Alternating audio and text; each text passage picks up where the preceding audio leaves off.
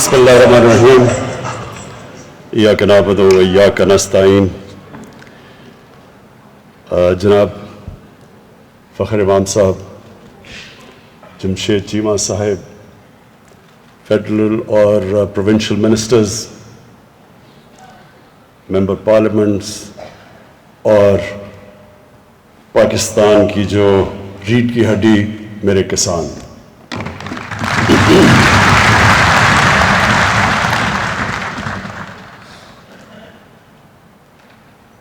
آج جو ہمارا مقصد اس کسان کانفرنس کو آپ سب کو یہاں بلانا تھا, اس کا مقصد یہ کہ ہم اپنے ملک کو, اپنے کسانوں کو تو ڈائریکشن دیں, لیکن ملک کو بھی اس چیز کا احساس دلوائیں کہ اب یہ آنے والا وقت وہ نہیں ہے جو پیچھے گزر چکا ہے. پاکستان کو بڑے نئے چیلنجز ہیں, اور جو سب سے بڑا چیلنج آ رہا ہے سامنے وہ ہے فوڈ سیکیورٹی. ہم نے اس پچھلے سال 40 لاکھ ٹن گندم ہم نے امپورٹ کی, 40 لاکھ ٹن. اس کا خرچہ جو ہمیں فورن ایکسچینج میں دینا پڑا وہ اس ملک میں جو پہلی ڈالرز کی کمی ہے, تو وہ سوچیں کہ اگر ہم اسی طرح چلتے رہے, آبادی ہماری تیزی سے بڑھ رہی ہے, آپ کو پتہ ہے بچوں میں تو ماشاءاللہ ہم خود کفیل ہیں, اور جس ریٹ پہ ہماری آبادی بڑھ رہی ہے ابھی سے ہمیں تیاری کرنی چاہیے کہ یہ اگلے 5 سال 10 سال 15 سال ہم کیسے اپنی آبادی کے لیے اناج پیدا کریں گے. تو اس لیے یہ بڑی امپورٹنٹ ہے احساس دلوانے کے لیے کہ ایک انسانی معاشرہ وہ جب اس چیز کا سامنا کرتا ہے کہ آگے جا کے مجھے خطرہ ہے, جب انسان کی جو انگریزی میں ٹرم یوز کی جاتی ہے سروائیول انسٹنکٹ, کہ جب اس کو خطرہ نظر آتا ہے تو وہ پھر سوچتا ہے انسان کہ میں اب کیا کروں گا اس کا.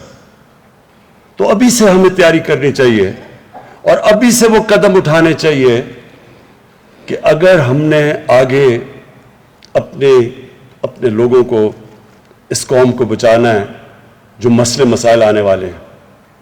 تو یہ جو فوڈ سیکیورٹی ہے یہ اصل میں نیشنل سیکیورٹی ہے. ایک ملک جو اپنے لوگوں کو پوری طرح اناج نہ پرووائڈ کر سکے, جس ملک میں لوگ بھوکے ہوں, بچے سٹنٹڈ ہوں, یہ سٹنٹڈ بھی آپ سمجھ لیں کہ یہ ہمارے تقریباً 40% بچے, 40% پاکستان کے بچے وہ اپنے پورے نہ قد پہ پہنچ سکتے ہیں یا ان کی برین پوری طرح اس طرح بڑھتی ہے کیونکہ ان کو غذا پوری نہیں ملتی. یہ بہت خوفناک فگر ہے. پہلی دفعہ اس کے لیے ہم اب احساس پروگرام میں ایک نیوٹریشن پروگرام لے کے آ رہے ہیں کہ کیسے ہم نے 3 سال تک بچوں کی غذا پوری کرنی ہے تاکہ وہ سٹنٹڈ نہ ہو, کیونکہ تو زندگی میں تو وہ پیچھے رہ گئے نا, کہ اگر نہ ان کا برین صحیح طرح ڈیولپ ہوگا اور نہ ان کا جسم, تو زندگی کی ریس میں تو پہلے وہ پیچھے رہ گئے. تو یہ صرف یہی نہیں ہے, دودھ کا بہت بڑا مسئلہ ہے. میں نے جب آیا تو مجھے کہیں سے کمپلین آئی کہ جی دودھ ہمیں خالص نہیں مل رہا. میں نے چیک کروایا, پتہ چلا زیادہ تر جو دودھ بیچا جا رہا ہے جو پیکٹ میں نہیں ہے وہ کنٹامنیٹڈ ہے. کئی علاقوں میں جب ٹیسٹنگ کروائی گئی تو پتہ چلا وہ دودھ ہی نہیں ہے جو دودھ کے نام پہ بیچا جا رہا ہے. واشنگ مشین میں دودھ بن رہا تھا, یوریا ڈالا جا رہا تھا, عجیب عجیب چیزیں. سوچیں کہ یہ ہمارے بچوں کو اس طرح کی جو اس کی گروتھ کے لیے جو سب سے بنیادی چیز دودھ ہے وہی اس کو خالص نہیں مل رہا. جب ہم نے سختی کی تو دودھ کی قیمت اوپر چلی گئی. جب خالص دودھ کے اوپر زور لگایا تو جب چیک کیا شہروں کے اندر جو دودھ آتا ہے جب اس کو چیک کیا گیا تو شہروں میں دودھ کی قیمت اوپر چلی گئی. تو پھر سمجھ آئی کہ بہت بڑا مسئلہ ہے ہمارے ملک میں. پھر اور انویسٹیگیٹ کیا تو پتہ چلا کہ ہماری جو گائے بھینسیں جو دودھ دیتی ہیں وہ 6 گنا کم ہیں اور ملکوں سے, چائنا سے, یورپ سے. تو کیا وجہ ہے اس کی؟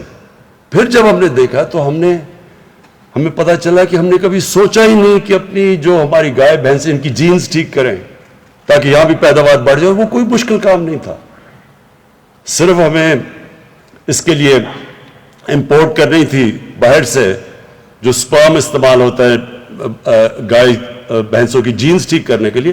وہ کوئی اتنی بڑی بات نہیں تھی, لیکن کبھی توجہ ہی نہیں دی گئی. اصل میں مسئلہ کیا ہے؟ مسئلہ پاکستان کا ہے, ایک میں انگریزی کی ٹرم ہے ایلیٹ کیپچر.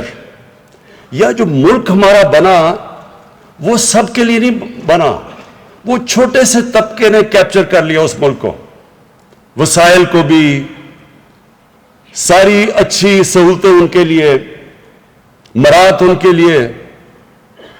کبھی کسی نے چینج کرنے کی کوشش نہیں کی. دیکھیے جب انگریز آیا تھا, انگریز کی غلامی کیا تھی؟ انگریز نے اپنے لیے ایک اسپیشل سسٹم بنائے ہوئے تھے. وہ کنٹونمنٹس میں رہتے تھے, وہاں عام یہاں کے ہندوستانی نہیں جا سکتے تھے. ان کی اپنی سٹینڈرڈ تھی, ان کی تنخواہیں مفت تھی, وہ زیادہ وہ حکمران تھے. ہمارے پیسوں کے اوپر وہ بادشاہ بن کے رہتے تھے, ہم غلام تھے. لیکن جب ہمیں آزادی ملی تو ہمیں کرنا یہ چاہیے تھا کہ ہمارے جو حکمران آئے انہوں نے پھر سب کو بیچ میں, جس کو انکلوسیو کہتے ہیں, سب کو شامل کرنا چاہیے تھا پاکستان کی ترقی میں. وہ نہیں ہوا. انگلش میڈیم ایجوکیشن, میں جب پڑھا تھا تھوڑے سے تھے انگلش میڈیم سکول, باقی اردو میڈیم, سارا انٹلیکچوئل اردو میڈیم سے آتا تھا. دیکھتے دیکھتے انگلش میڈیم بڑھتے گئے اور اردو میڈیم کی سٹینڈرڈ گرتی گئی سرکاری اسکولوں کی. پہلے سارے بہترین جو اسکالر سرکاری اسکولوں سے آتے تھے, وہ سرکاری اسکولوں کی سٹینڈرڈ گر گئی. تھوڑے سے لوگوں کے لیے پرائیویٹ انگلش اسکول بن گئے, اچھی تعلیم اور نوکریاں ان کے لیے. کسی نے نہیں سوچا کہ عام آدمی کیسے اس تعلیم سے 21ویں صدی میں جائے گا. اور یہ ہر چیز یہی مسئلہ آیا. ہسپتال گورنمنٹ کے اچھے بنے تھے, وہ پیچھے رہ گئے, پرائیویٹ ہسپتال بن گئے, پیسے والے لوگ پرائیویٹ ہسپتال, بیچارے عام آباد گورنمنٹ ہاسپٹلز میں جس کی سٹینڈرڈ کچھ نہیں تھی. انصاف کا نظام بھی کیا ہوا؟ وکیل ہیں, مہنگے وکیل ہیں تو انصاف ہے. غریب کمزور آدمی جب طاقتور کے سامنے عدالت میں جاتا ہے وہ مار کھا جاتا ہے. قبضہ گروپ بن گئے, کیسز زمین کا کیس ہی نہیں حل ہوتا تھا, قبضے شروع ہو گئے. ہر جگہ کمزور آدمی نے مار کھائی, پیچھے رہ گیا, تھوڑے سے لوگ اوپر چلے گئے, اچھی نوکری تھوڑی سی ایلیٹ کے لیے. تو جو ہماری زراعت تھی ادھر بھی یہی ہوا. اصل تو زیادہ تر ہمارے کسان تو چھوٹے ہیں, چھوٹی لینڈ ہولڈنگز کے, جو بڑے بھی تھے آہستہ آہستہ زمین بڑھتی وہ چھوٹی چھوٹی لینڈ ہولڈنگز ہو گئی. تو جو چھوٹے کسان تھے ان کی جب تک ان کی مدد نہ ہم کرتے, ان کے پاس تو وسائل نہیں تھے کہ وہ سیڈ اچھی سی دنیا سے ڈیولپ کرتے یا لے کے آتے یا امپورٹ کرتے. ان کے پاس تو پیسہ نہیں تھا, کریڈٹ نہیں تھا, ان کے پاس تو اتنے پیسے نہیں کہ وہ پیسہ خرچ کر کے اپنی زمین کی پیداوار بڑھاتے, نہ وہ مارکیٹ کر سکتے. وہ فصل جلدی اگر نہیں بیچتے تو ان کے پاس سٹوریج ہی نہیں تھی, تو اس کے لیے بیچ میں آڑتی آ گیا. نہ ان کو کیپٹل, نہ ان کو پیسے ملتے تھے, نہ ان کے پاس سٹوریج تھی, تو ان سے سستی چیزیں خریدتے اور وہ مہنگی بیچتے تھے. اور پھر جو وہ انپوٹس کے لیے چیزیں خریدتے تھے وہ مہنگی ہوتی تھی بنسبت طاقتور کے. تو ہر جگہ جو سسٹم تھا اس نے چھوٹے کو پیچھے چھوڑ گئی ریس میں. اور جو انسانی معاشرہ ہوتا ہے جس میں انسانیت ہوتی ہے, وہ پہلی چیز اس کی حکومت دیکھتی کمزور طبقے کو ہے. میں اس لیے بار بار مثال دیتا ہوں, میں جب اقتدار میں نہیں آئے تو میں کبھی مدینہ کی ریاست کی نہیں بات کرتا تھا, میں صرف اسلامی فلاحی ریاست کی بات کرتا تھا. اور پھر میں جو 3 اصول تھے مدینہ کی ریاست کے, جسے جو بنیاد رکھی گئی مسلمانوں کی عظمت کی, جب امامت کی انہوں نے دنیا کی کئی سو سال, وہ تھا انصاف، انسانیت اور خودداری۔ جو مدینہ کی ریاست تھی اس نے کیا کیا تھا جو باقی مختلف تھا دنیا میں؟ انہوں نے سب سے پہلے نچلے طبقے کو اٹھایا تھا۔ اور جو چائنا کی آج دنیا میں سب سے تیزی سے اوپر جا رہا ہے، اس نے کیا کیا تھا؟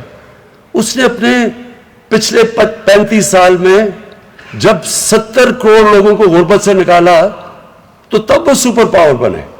اور انہوں نے ایسے کیا کہ انہوں نے اپنے کسانوں کی، چائنا میں بھی چھوٹی چھوٹی ہولڈنگز تھی، غربت اصل میں دیہاتوں میں تھی، تو چائنا نے اپنے ملک کو اٹھانے کے لیے وہ چھوٹے کسانوں کی مدد کی، جو کہ ہمیں 74 سال پہلے شروع کر دینی چاہیے تھی، جو ہم نے نہیں کی۔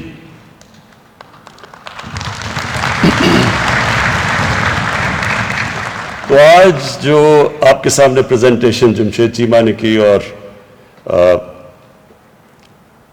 منسٹر فخر امام نے آپ کے سامنے جو زراعت کے اوپر بات کی، میں صرف اس کو سم اپ کر دیتا ہوں کہ وہ ہے کیا۔ اگر ہم اسی طرح چلتے رہے آگے، یہ یقین ڈال لیں کہ ہمیں صرف فوڈ سیکیورٹی اتنا بڑا مسئلہ بن جائے گا کہ یہ ہماری نیشنل انسیکیورٹی بن جائے گی۔ ہم اگر اپنے لوگوں کو، کوئی بھی قوم اپنے لوگوں کو صحیح معنی میں غذا نہیں دے سکتی، وہ کبھی بھی آگے نہیں بڑھ سکتی۔ بھوکے لوگ اگر آپ کے قوم میں اگر 15، 20، 30، 40% بھوکے لوگ رہ جائیں تو وہی قوم کو نیچے لے آئیں گے، اور لانا بھی چاہیے۔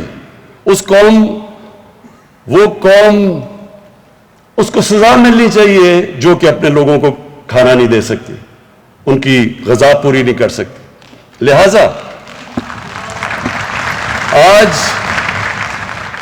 آج جو بتایا گیا کہ اگر ہم ایسے ہی چلتے رہے تو آگے ہم اپنے لوگوں کا، ابھی بھی ہمیں امپورٹ کرنا پڑتا ہے کھانے پینے کی چیزیں، لیکن اس ریٹ کے اوپر جب ہم جا رہے ہیں آگے ہمارے یہ مسئلے اتنے بڑھ جائیں گے کہ یہ اصل میں نیشنل سیکیورٹی کا مسئلہ بن جائے گا۔ تو اس لیے آج سے ہم اب فیصلہ کر رہے ہیں کہ ہم نے وہ قدم اٹھانے ہیں جو آگے بجائے یہ کہ ہمارے آگے کھانے کی انسیکیورٹی ہو، ہمارے پاس کھانا نہ ہو، ہم ایکسپورٹر بن جائیں۔ تو میں آج آپ سارے کسانوں کے سامنے ایک بات کہنا چاہتا ہوں۔ دیکھیں، اللہ نے جب فرشتوں کو کہا کہ آدم کے سامنے جھکو، اور شیطان نے کہا کہ میں تو آگ کا بنا ہوا، میں نہیں جھکتا، تو اللہ نے کیا کہا تھا؟ فرشتوں کو کہا تھا کہ تمہیں بھی نہیں پتا کہ میں نے کتنی اس انسان کو صلاحیت دی ہے۔ اللہ نے ہمیں اشرف المخلوقات بنایا ہے، سب سے عظیم مخلوق۔ اس نے ہمارے میں جب فرشتوں کو کہا کہ تمہارے پاس، تمہیں بھی نہیں وہ طاقت دی، جو صلاحیت دی جو انسان کو دی، اس کا مطلب ہم سب میں اللہ نے وہ صلاحیت پیدا کی ہے جو کسی اور اس میں مخلوق کو نہیں دی۔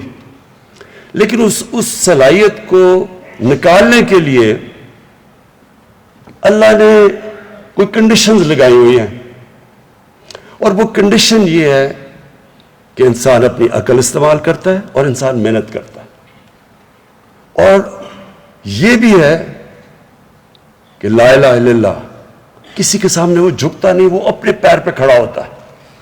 یہ جو انسان کے اندر طاقت آتی ہے جب وہ ارادہ کر لیتا ہے کہ میں نے یہ مثلا ایڈمنڈ ہلری نے فیصلہ کیا، جو پہلا آدمی چڑھا تھا سب سے اونچے پہاڑ پہ، کہ میں نے اس پہاڑ پہ چڑھنا ہے۔ یاد رکھیں، اس سے پہلے جنہوں نے بھی ماؤنٹ ایوریسٹ کے اوپر چڑھنے کی کوشش کی تھی، یا وہ فیل ہو گئے تھے یا وہ مر گئے تھے، تو جان کی اس کو بازی لگانی پڑی، لیکن اس نے فیصلہ کیا میں نے چڑھنا ہے۔ تو انسان کامیابی تب ہوتا ہے جب وہ ارادہ کر لیتا ہے، کشتیاں جلا دیتا ہے کہ اب میں نے یہ کرنا ہے۔ تو ہمیں پاکستان کو، جو ہم ایک غلط راستے پہ چڑھ گئے، جب ہم نے ایڈ کے اوپر جس طرح ایک منشیات لینے والے کو جو ایڈکشن ہو جاتی ہے، ہمیں بھی ایڈ کی ایڈکشن ہو گئی۔ جب ہم کسی کے سامنے ہاتھ پھیلا کے ایڈ لے کے اور قرضے لے کے گزارا کرتے تھے تو ہمارے میں وہ طاقت ہی نہیں آئی جو آنی چاہیے تھی اگر ہم اپنی طاقت کے اوپر ڈپینڈ کرتے. اللہ نے اس قوم کو کیا نہیں دیا. ابھی آپ کو جمشید چیبہ نے بتایا کہ کیا کیا فصلیں اگ سکتی ہیں یہاں, کتنی, سارا بلوچستان کا بتایا. کسی نے سوچا ہی نہیں اچھا جی بلوچستان تو وہاں تو بارش ہی نہیں ہے, اس کی کسی نے پرواہ ہی نہیں کی کہ اس بھی بلوچستان میں بھی ہم کیا کیا اگا سکتے ہیں. ایسے جب لوگ فیصلہ کر لیتے ہیں تو حالانکہ وہ ہم اسرائیل کو ہم ریکگنائز نہیں کرتے کیونکہ وہ جو ظلم کیا انہوں نے فلسطینیوں پہ, لیکن انہوں نے اس ریگستان کے اندر جو ٹیکنیکس استعمال کیے پانی کی, جو اس نے ریگستان میں جس طرح کی چیزیں اگائی ہیں, تو ہمارے پاس تو وہ اتنا علاقہ پڑا ہوا ہے کیونکہ وہاں علاقہ تھوڑا تھا, بارش بھی نہیں تھی, تو انہوں نے اپنا ذہن لڑا کے اسی ریگستان کو کہاں سے کہاں پہنچا دیا. ہم اللہ کے ایک وہ یہ نعمت ہے پاکستان کی جو اللہ نے ہمارے پہ دی ہے. 12 موسم ہے یہاں, اوپر سے شروع کریں آپ کاراکورم سے اور نیچے تک جائیں تو ہر جگہ پہ ہمارے پاس ہم ہر قسم کی کچھ بھی اگا سکتے ہیں, پھل اگا سکتے ہیں, کچھ بھی اگا سکتے ہیں, لیکن ہم نے کبھی سوچا ہی نہیں اس طرف. آسان تھا وہی جو موہنجو دارو کے زمانے سے جس طرح کی کسان چلے آ رہے تھے وہی ہم ابھی بھی کر رہے تھے, کسی نے کوشش ہی نہیں کی. تو ہم نے جو فیصلہ کیا ہے کہ اب ہم ہر طرح یہ ارادہ کر لیا ہے کہ اب ہم نے اس ملک میں ہر قسم کسان کی مدد ہی نہیں صرف کرنی, کسان کے لیے ریسرچ کر کے اس کو بتانا ہے کہ ہر علاقے کے لیے کیا کیا چیز بہترین ہوگی, زوننگ کرنی ہے. اس کے لیے ہم نے سیڈ ڈیولپ کرنا ہے, بیج کو ڈیولپ, ریسرچ کے اوپر اب زور لگائیں گے. شروع میں ہمیں بڑا فائدہ ہے کیونکہ چائنا کے ساتھ سی پیک کے اندر ہم نے فیصلہ کیا ہے کہ سی پیک کے اندر میں شامل کر لیا ہے زراعت کو, کہ ادھر کی جو ٹیکنیکس ہیں وہ ہم لے کے آئیں گے یہاں. فخر مامن نے بتایا کہ ہندوستان میں کسان کتنے زیادہ اس کے پاس امپلیمنٹس ہیں زراعت کے, اور ہمارے پاس صرف ٹریکٹر ہے یا پتہ نہیں حال ہے.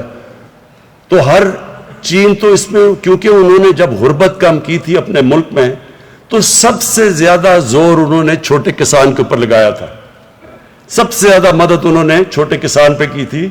اور جب میں چائنا گیا تھا اور ہم نے ان سے پوچھا کہ انہوں نے کیسے لوگوں کو غربت سے اٹھایا ہے, تو انہوں نے ہمیں پوری طرح بتایا کہ کیسے انہوں نے کینٹونز میں کسانوں کے پاس گئے, کیسے انہوں نے ان کی مدد کی, کس طرح انہوں نے سیڈ ڈیولپ کر کے اس کی مارکیٹ کیا اس کا, یعنی ہر سٹیج انہوں نے ہمیں بتائی.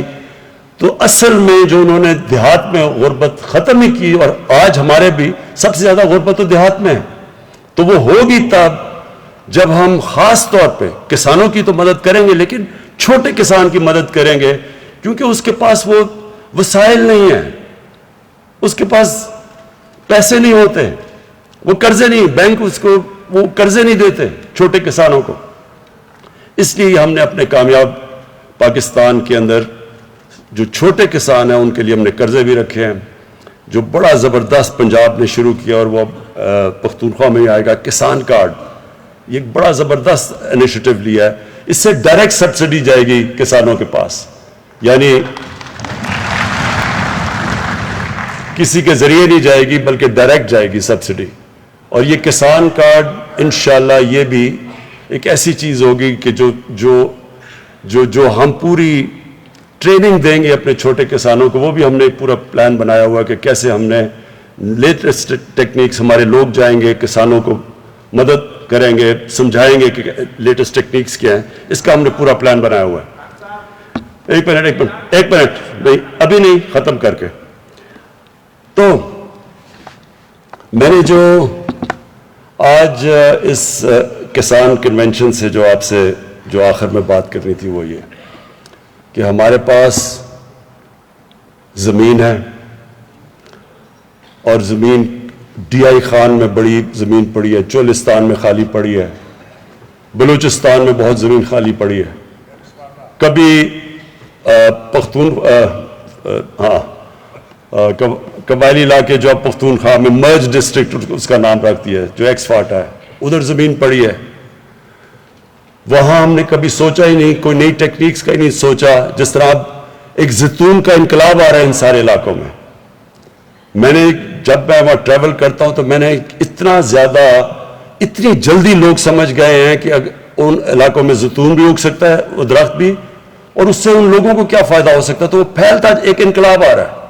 یہ بالکل ٹھیک کہہ رہے ہیں جمشید چیمہ, چند سالوں کے اندر ہم آلیو آئل کے ایکسپورٹر بن جائیں گے بجائے کہ ہم امپورٹ کریں.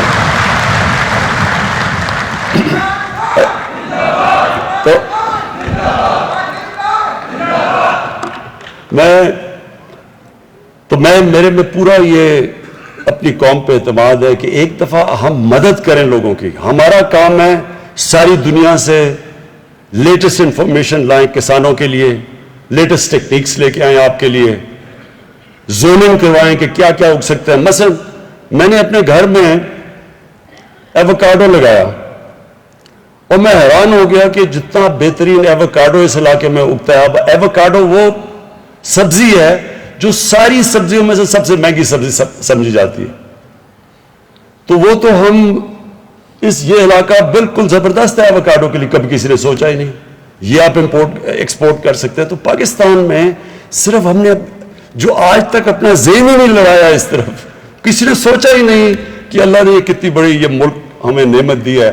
ہم نے سوچا ہی نہیں کہ ہم اس کا کیسے پوری طرح اس کا شکر ادا کیسے کریں گے کہ اس کو صحیح معنی میں اس کی قدر کر کے. تو ابھی تک تو ہم نے قدر نہیں کی. تو اب ہمارا پورا پلان ہے, یہ جو میں کنونشن کا صرف آپ کو یہ کہنا چاہتا ہوں کہ اب پوری یہ گورنمنٹ کا زور ہوگا, ساری ہماری اس پہ ریسرچ بھی ہوگی, ہماری پوری توجہ ہوگی, مسلسل ہماری میٹنگز ہوں گی. کسان ابھی جو رہنما ابھی بات کی انہوں نے جو ایسوسیشنز کے پریزیڈنٹس ہیں, ان سے ریگولرلی آپ سے انٹریکشن رہے گا کہ آپ کو مسئلے آ رہے ہیں, آپ کے پرابلم سٹوریج کے ہیں, وہ مارکیٹنگ کے پرابلمز ہیں. سب سے بڑا تو مجھے یہ پتا چلا, خوف آیا کہ 30% ہمارے پھل اور ہماری سبزیاں ضائع ہو جاتی ہیں. 30%.